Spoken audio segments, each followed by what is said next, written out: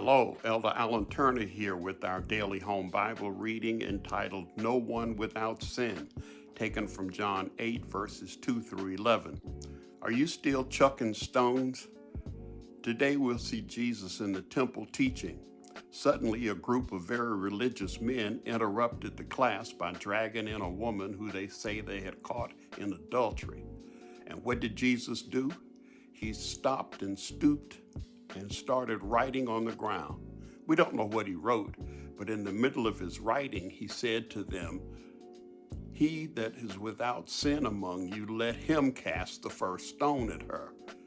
Whatever he was writing, the rock throwers became embarrassed and started easing away. Soon there were none.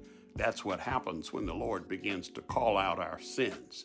We realize we can't chunk rocks at anybody else.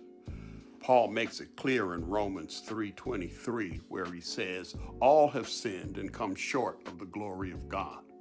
No one without sin, mother, father, sister, brother, grandmother, cousin, no one without sin.